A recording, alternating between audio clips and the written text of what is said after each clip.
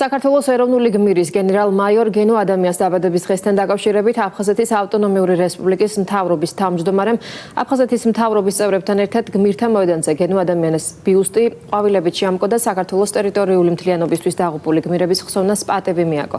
გმირთა მოედანზე თბილისის ილორის წმინდა გიორგის სახელობის ტაძრის მეტოქიონის წინამძღვარმა მამა ლევან ჯანაშიამ დაღუპულთა სულის მოსახსენებელი პანაშვილი გადაიხადა.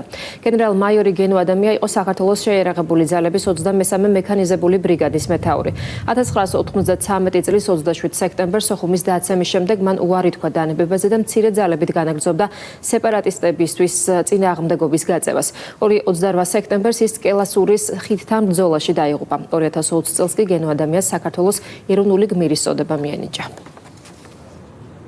დღეს 99 წელი შეუსრულდებოდა ჩვენს ლეგენდარულ გენერალ გენო ადამიანს. ამავდროულად ის იყო მამაჩემი. ჩვენ ჯარში გენოს გენერალ გენო ადამიანს გენოძიას ვეძახდით. გენო ადამიანს 12 ბრძოლა მოიგო ომის პირობებში.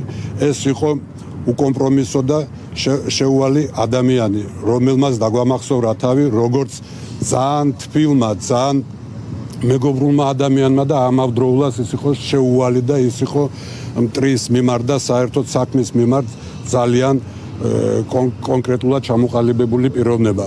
მისი ღვაწლი მომავალი თაობებისთვის, რა თქმა უნდა, იქნება დაუვიწყარი. მისი